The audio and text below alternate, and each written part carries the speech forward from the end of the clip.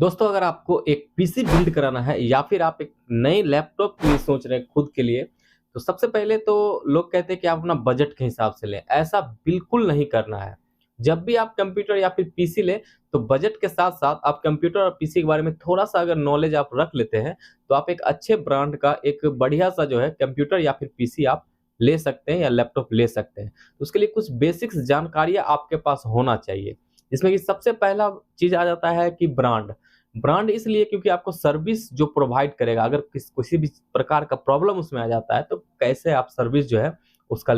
दूसरा हो जाता है कि आप कौन-सा हार्ड डिस्क उसमें लगाते हैं, क्योंकि एचडीडी और एसडी में काफ़ी अंतर होता है। आप सोचते हैं कि एसडी थोड़ा महँगा पड़ता है और एचडीडी थोड़ा सस्ता पड़ता है, बट दोनों का काम करने का तरीका और मैकेनिज़्म है वो बिल्कुल अलग है, उसे भी आपको समझना चाहिए। और तीसरा आ जाता है आपका रैम। रैम जो है आपको सोच समझ के लेना चाहिए, कौन-सा आप प्रोसेसर ले रहे हैं और कौन-सा जो है आपके पास उसके साथ हार्ड डिस्क है, उस ढंग का आपके पास रैम भी होना चाहिए।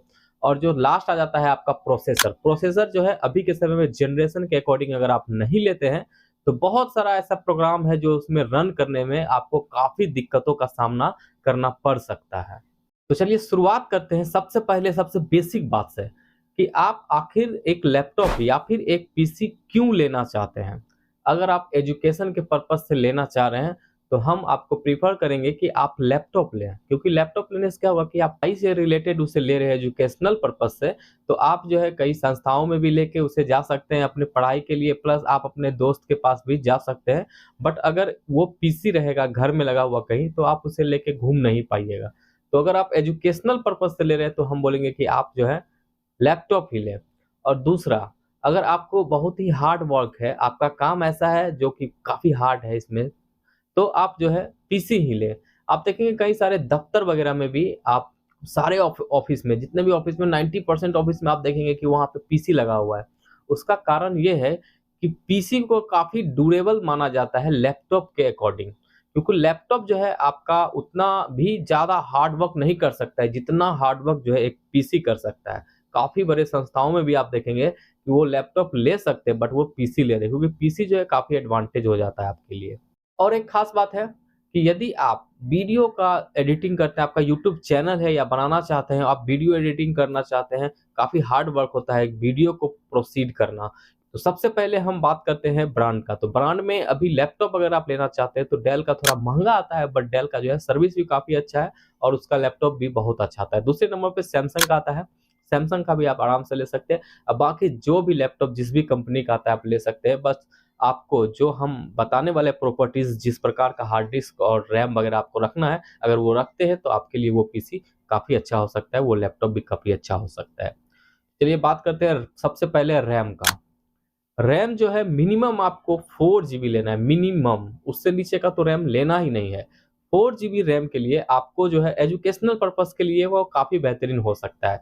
उसमें आप ज़्यादा हार्ड वर्क नहीं कर पाइएगा, बट आपका एजुकेशनल पर्पज़ से क्रोम, एक्सेल ये सारे चीज़, वीएलसी, मीडिया प्लेयर ये सब चीज़ आप आराम से चला पाएँगे, उसमें कोई भी दिक्कत नहीं होने वाला है। वहीं अगर आप उससे ऊपर जाते हैं, जैसे कि आपको वीडियो एडिटिंग से रिलेटेड कुछ काम है, तो वो आपको जो है मिनिमम 8 जीबी टू 16 जीबी तक का आप ले सकते हैं। और अगर वीडियो एडिटिंग आपको करना है या फिर आप गेमिंग करते हैं, तो मिनिमम 8 जीबी टू 16 जीबी के बराबर ही आपको रैम लेना है, उससे कम लेना ही नहीं है। वरना क्या पता कि आप हार्ड डिस्क ले लेते हैं काफ़ी अच्छा एसडी वाला और आपका रैम ही कमज़ोर पड़ जाता है। तो मिनिमम 16 से 18 जीबी 16 से 8 जीबी तक में आप कोई भी जो है रैम ले सकते हैं। उसके बाद आ जाता है हार्ड डिस्क। हार्ड डिस्क काफ़ी जो है महत्वपूर्ण चीज़ है आपके लैपटॉप के लिए, क्योंकि रैम भी जो है जब उसे कोई आदेश मिलेगा कुछ काम करने का, जैसे ही आप क्लिक करते हैं कि ये वीडियो प्ले करना है, तो वो वीडियो प्ले करना काम तो रैम का है, बट जो है वो आपके रोम से यानी कि हार्ड डिस्क से वो चीज़ निकाल के आपको जो है दिखाता है कि ये आपका ये प्रोग्राम आपने ऑन किया है। अगर यहीं पे अगर एचडीडी हार्ड डिस्क लगा हुआ है, तो आप जानते होंगे कि एचडीडी जो है पुराने मैकेनिज़्म पे काम करता है, जिसमें एक स्टैटिक एक सुई होता है, जो कि उसके अराउंड घूम के जिस जगह पे आपका फ़ाइल स्टोर किया गया है, वहाँ से निकाल के आपको दिखाया जाता है। जिसमें कि आप देखेंगे कि अगर हाई रेज़ोल्यूशन का वीडियो है, तो कहीं न कहीं फ्लिकरिंग आपको मिलेगा, उसपे बफरिंग मिलेगा, उसका कारण है एचडीडी ही। क्योंकि जो डिस्क है वो जब तक रन नहीं करेगा तब तक आपको वो फ़ाइल दिखाएगा नहीं। तो उसका भी कुछ स्पीड होता है जिस वजह से ये प्रॉब्लम आता है। वहीं अब अगर आप हार्ड डिस्क की जगह एचडीडी की जगह एसडी लगाते हैं तो एसडी का मैकेनिज्म काफ़ी ही नया है। ये बिल्कुल आपका एक पेन ड्राइव की तरह काम करता है जो अंदर लगा हुआ रहता है। 512 एमबी जीबी से लेके 1 टेराबाइट ही आप ले, उससे कम लेंगे तो बहुत जल्दी वो भर जाएगा। तो यही बात रहा कि हार्ड डिस्क आपको एसडी लेना है और 512 से लेके आपको 1 टेराबाइट तक लेना है। उससे मतलब ज़्यादा अगर ले रहे हैं तो कोई बात नहीं, आपको बजट में थोड़ा-सा महँगा पड़ेगा, बट एसडी ही लेना है, वो काफ़ी परफेक्ट होता है लैपटॉप के लिए भी और पीसी के लिए भी, क्योंकि वही जो है आपका फाइल को प्रोवाइड करेगा आप तक।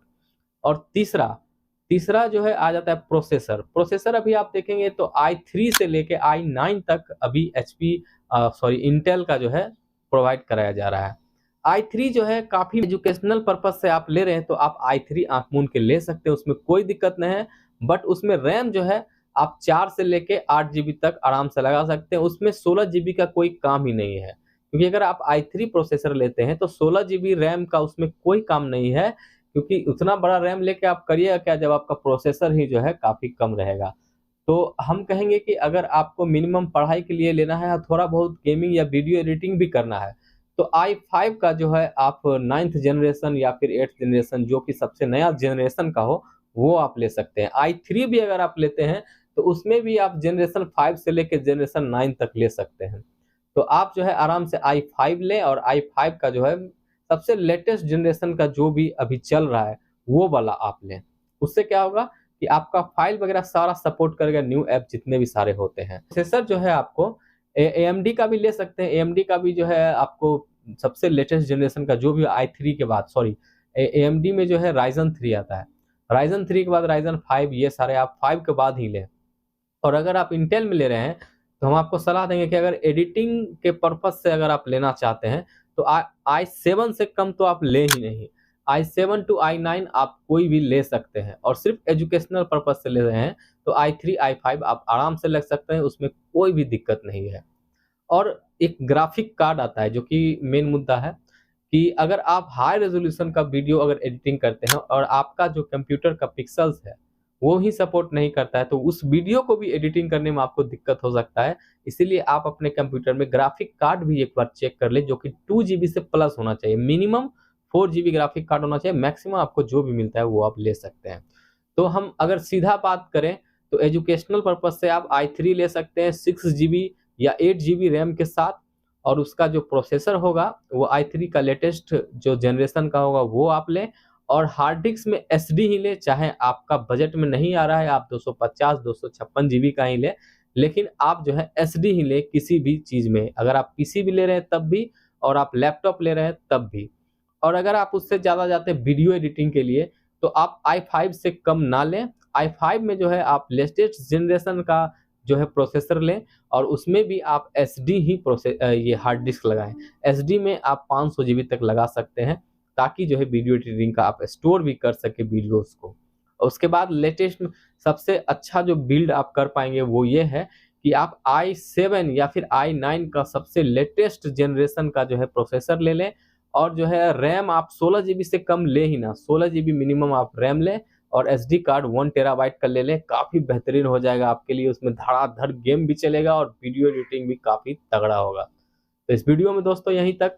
मेरा जो पर्पस था आपको जानकारी देना, तो मेरे ख्याल से ये वीडियो आपको पसंद जरूर आया होगा। चैनल को भी सब्सक्राइब कर ले ताकि आपका सपोर्ट भी मेरे लिए बना रहे। तब तक के लिए धन्यवाद।